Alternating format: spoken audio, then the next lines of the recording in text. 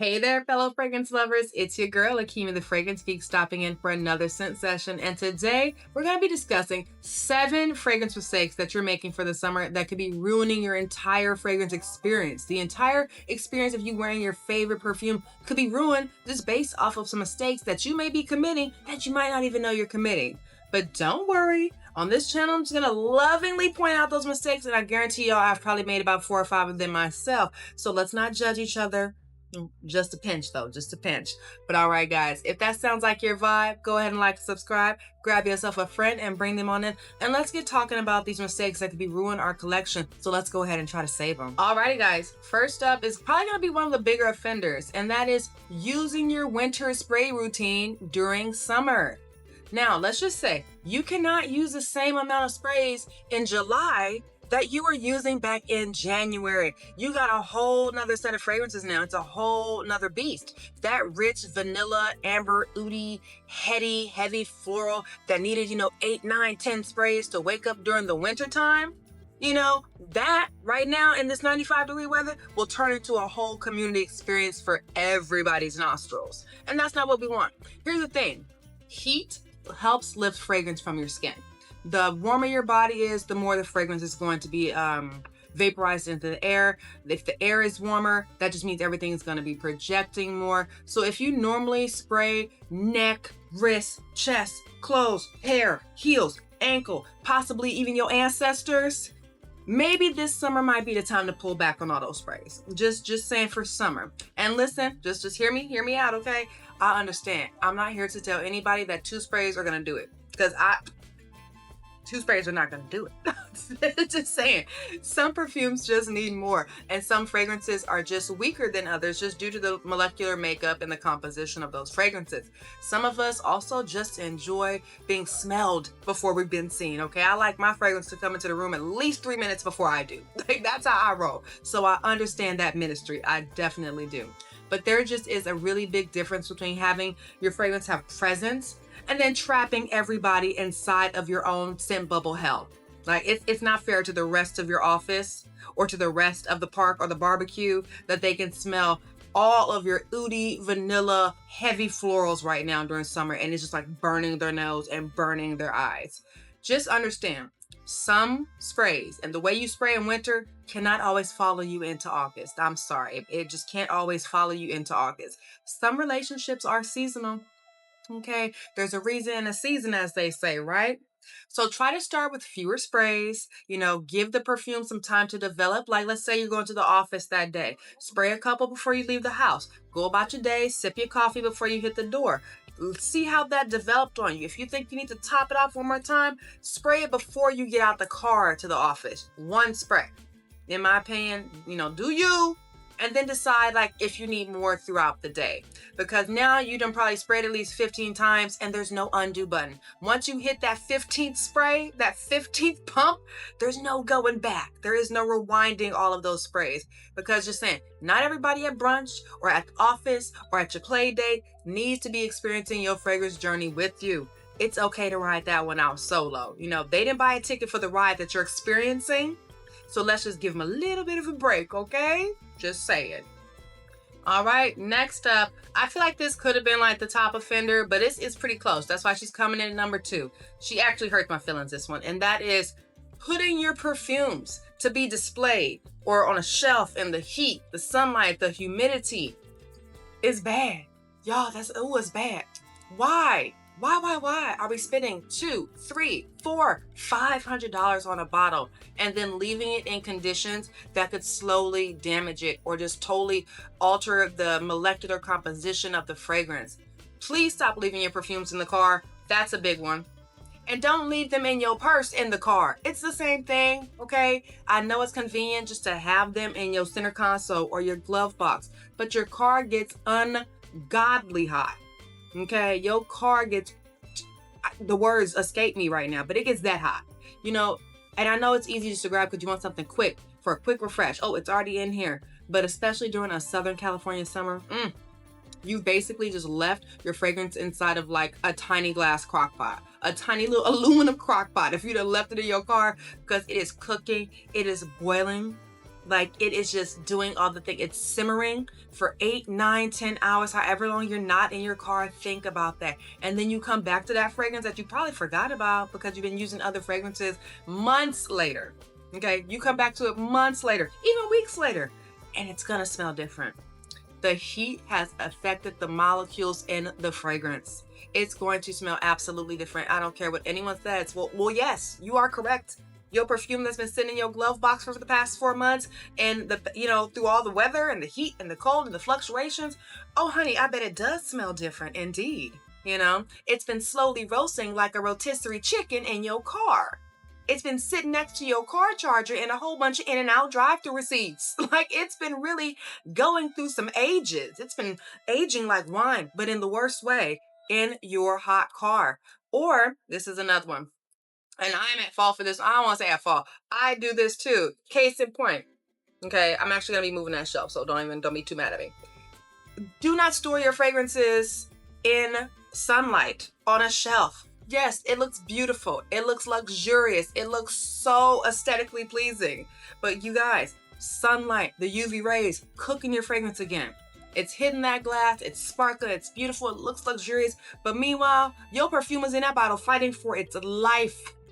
It's fighting for its actual life, just being hit by the sun for what, 10, 11 hours a day? However much sunlight your room or your display area gets, that perfume is fighting for its life, okay? It is praying for dear mercy, is what I'm saying. And don't let me get started on the bathroom.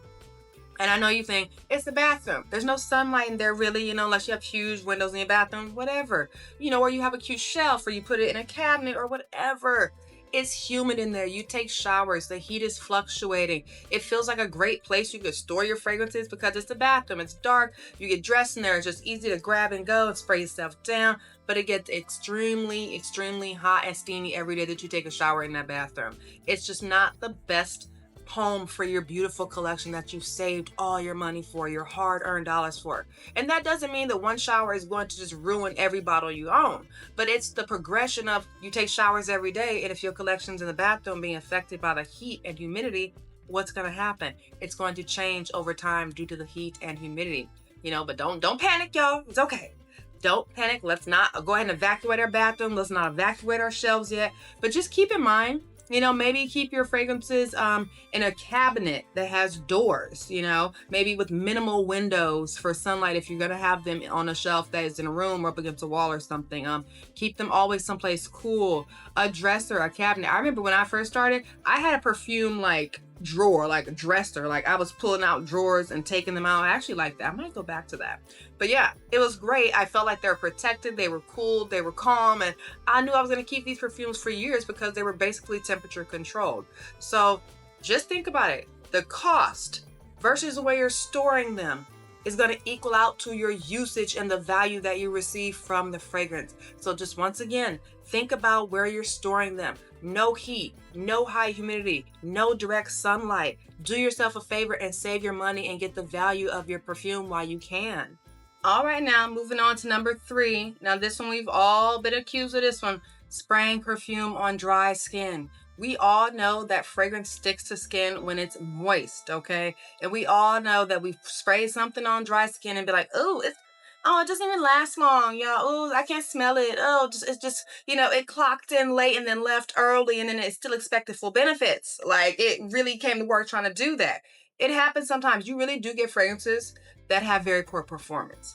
This, on the other hand, is like something that you can help it with. You have to have moist skin. Perfume usually hits harder when it's holding on to moist skin. You want something moist for those molecules to grip onto. So if you're spraying it on skin that hasn't seen lotion in days, okay, you may not be getting the wear time that you could be getting if you had it on moist skin. So always go ahead and try applying lotion first. You can also use a lotion that complements the fragrance, you know what I mean? Or you can use an unscented lotion. Vaseline, Aquaphor, those are great options for, adding that layer of like something for it to stick onto and to grab onto. Let the moisturizer settle into your skin first and then apply the perfume after. And then you can also use a small amount of body oil. I like to do that. I go full on. I put my lotion on right out the shower on like damp skin, not wet, but damp skin. Let that soak in for a couple minutes, then go in with a body oil. an unscented body oil, then I spray down my fragrance or whatever. And then that's going to allow that to really hang on to my skin and then not baste myself, in fragrance. I don't have to go too hard with my fragrance. I can go just enough. It'll be just enough with the fragrance. So make sure you moisturize those dry elbows before you put that fragrance on, please. Okay. And don't complain that it's not working if you haven't moisturized. Right now, number 4 is overspraying because you cannot smell it on yourself anymore. This is how people accidentally become like the office fragrance emergency. Seriously. Now, you put your perfume on in the morning, all right? An hour later, you can't smell it. So you spray on a little bit more. By lunch, you can't smell what you just sprayed on. So you spray on a little bit more, okay? Meanwhile, everybody back at the office been smelling you since 8:17 that morning. So let's just not automatically become a damn perfume disaster. Let's just think that maybe you've gotten used to the scent. Maybe we're just a little bit nose blind now. Just saying. It may have disappeared to you, but not to everybody else. There is a difference. It's not invisible. You're not invisible. Trust me, people smell you still, okay? Now here's the real truth test here. Before you even think about going in that purse and pulling out that travel size to see if you need to spray some more, get an honest opinion from somebody, a coworker, a friend, somebody around you that can give you an honest opinion on what you smell like. So go ahead, choose somebody honest, ask them, and stand a good distance away. Give yourself a whole arm length. Put that whole arm out there for them, okay? And don't find the friend who tells you yes no matter what and that you look great even though we all know you shouldn't be wearing them shoes, okay? That kind of thing. So find that friend, that person, and ask them, can you still smell my perfume arm's length away? If the answer is yes, put that travel bottle back in your purse and don't ever think about her until tomorrow, okay? So just remember, you got to step outside of yourself for a few minutes and let someone else smell you, okay? Because you're nose blind at this point. After spraying 4 or 5 times already, it's been about 5 hours, you're nose blind. You don't smell yourself because you just don't, okay? The senses in your nose have told your brain, we can shut this off now because this fragrance isn't harmful to us anymore, so we don't have to continue to smell it. That's what being nose blind is. Your brain just shuts off from smelling that fragrance, okay? So it says it's not it's not a harm, it's not a threat, so we don't have to smell it no more. But everyone else is like nuclear bombs going off up in their nose, okay? Their eyes are watering from the fact that you sprayed your fragrance 17 times in the office since you got there 8 o'clock. So be mindful. Ask someone who's objective to your fragrances. Give it a few minutes, and then just remember that you don't have to be the spokesperson for fragrances at your job. You don't have to be the spokesperson for fragrances, period. You can enjoy them and be respectful about it as well. And just understand that you don't have to be disrespectful because it's not necessary to just keep spraying just because you can't spray it. That's why you ask for an honest opinion, okay? Let's give that a shot first before you reach into that bag. All right, up next is number 5. And here's the biggest pet peeve for me. Thinking that summer means only fresh fragrances. Yeah, I love fresh fragrances now. I've really begun to really appreciate and love them. But fresh doesn't mean lemon water and a soft, freshly washed white tea until we get to September. That's not what fresh means. Give me a floral, a citrus, a tea, marine, light florals, clean musk. Give me all of the herbaceous notes. And yes, you can wear vanilla, okay? You can wear amber. You can wear oud even. You can do gourmands, deeper woods, all of that. But we gotta be mindful. I mean, the perfume police ain't coming for you or nothing, but please be mindful about there is a situation and a place and a time for every fragrance. So just consider the weather, your setting, and your spray count, okay? But there is a major difference between wearing a warm, sensual amber to an outdoor, dinner after sunset and wearing 12 sprays of the same thing inside of a packed car, hot in the afternoon, the middle of the day, windows up in the afternoon. The fragrance isn't necessarily wrong. It's the timing that could be wrong. The timing, you may be feeling deeply unserious. Think about, where you're going. Indoors, outdoors, is there air conditioning? Okay, because if it's air conditioning, you could get away with a little bit more. Are you sitting close to other people? Is this a close-knit area? Is it a daytime event? Is it a nighttime event? Is it a situation where everybody is already hot and sticky and stanky and one inconvenience away from losing their patience by the whiff of your strong perfume? Just read the room. We just got to read the room and possibly check the weather app before we go out so we can find out what's what with our fragrances. All right, so mistake number 6 kind of rides the coattails of mistake number 5. And this was just thinking every fresh fragrance has to perform like a heavy extrait.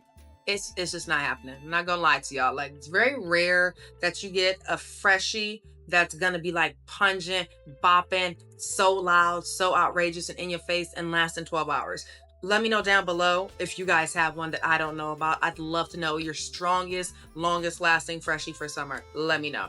But like I'm saying, everybody expected to perform like that. And we just have to understand that like citrus notes, herbal notes, tea notes, airy musks, and things like that are not and may not perform as well as every other deep resin, a amber, a oud, a leather note. Those are going to perform way different. But that doesn't necessarily make freshies bad or the fragrance itself bad. Sometimes the lightness is the point.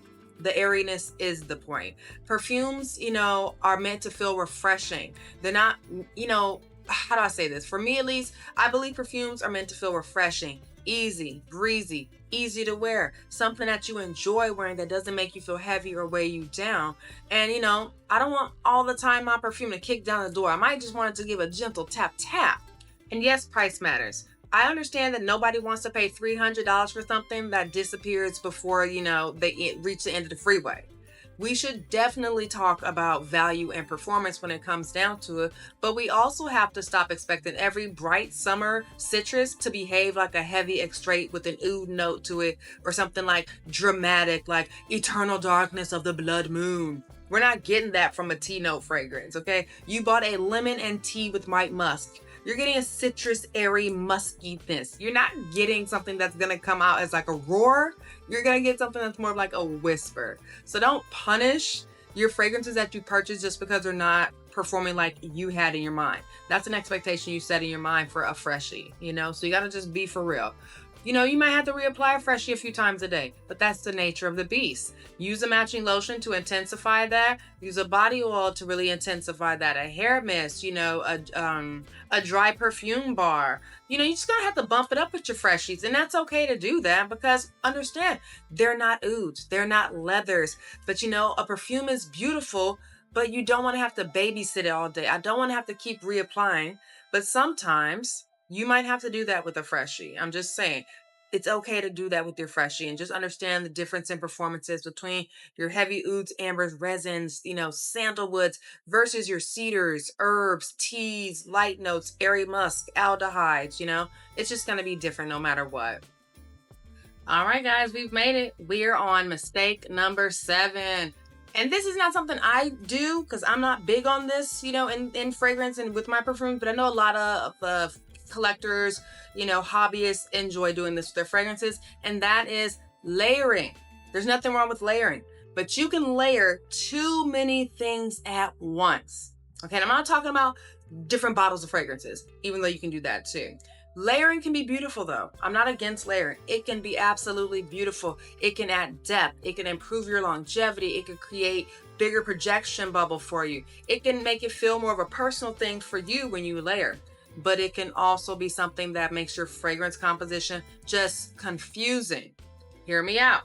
You can have a vanilla body wash, a mango lotion, a coconut oil, a rose body mist, a oud perfume, a cotton candy hair mist. Like, you can have it all. Okay, you put in your mind, that fragrance is about to blend up and turn into something spectacular. But ma'am, who's driving this bus? There are too many people trying to be the captain of this here ship. Every product, every single thing has to smell like something when you layer like that. Sometimes the easiest way to layer is just to use an unscented lotion and let the perfume be the lead. The perfume, the fragrance is supposed to be the star. You don't need to layer all the lotions, oils, rose oils, hair mist, perfume hair mist, this, that, powders now, dusting powders now. You don't have to. They can just support each other within the fragrance without being overwhelming. You can have your main scent and then have like a nice supporting scent to go with that. Maybe a vanilla lotion under a fruity perfume. Maybe a coconut lotion under a salty floral. A clean musk under a citrus. I'm thinking, come on, let's layer our lotions. Let's really get something going here. And it's just not, let's just layer perfume on top of perfume on top of perfume. it can become a lot. You want the products and the fragrances to complement each other, not have a whole food fight on your skin. Like, you don't want to have a food fight on your skin. You want that, you want them fighting for custody.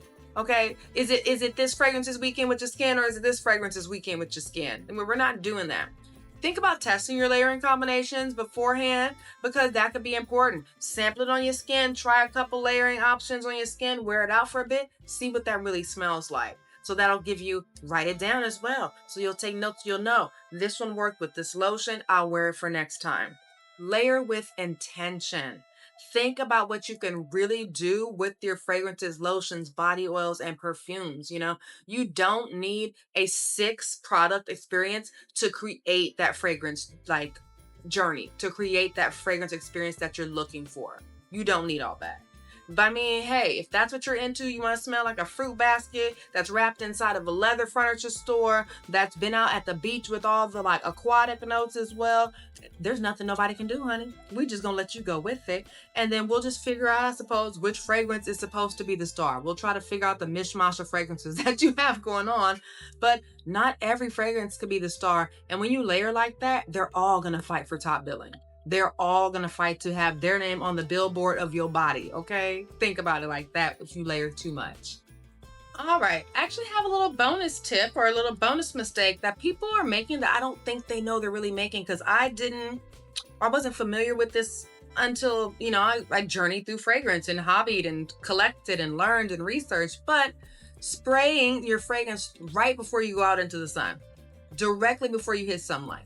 Some fragrances, like the ingredients inside them, can make skin more sensitive to sunlight, especially certain citrus oils. So when it's extremely sunny outside, you may prefer, and I'm just suggesting, you guys put that fragrance on an area that's covered by something like clothing, applying it to your clothes instead. But be careful, because guess what? Your perfume can do what? Stain your white clothes, stain your light colored clothes, depending on the color of the juice. So just really be careful with that, but try to avoid it being super, super hot out and you're spraying directly on your shoulders. And of course, like I said, test your fabrics to make sure they don't stain.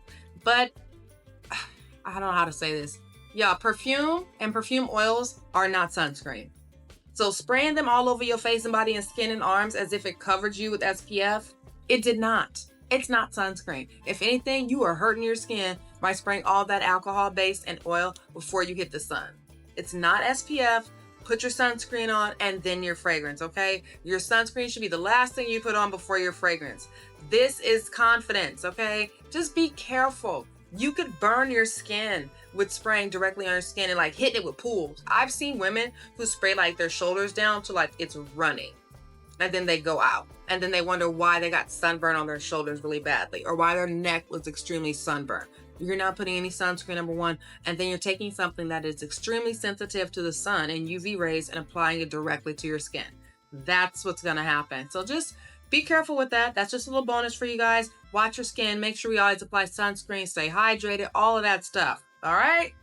So those are the 7 tips plus a bonus for you guys that may be ruining your perfume experience, your perfume collection, just your overall hobbying, okay? We want to keep ourselves happy, and we want to make sure that we're not using our winter sprays routine now.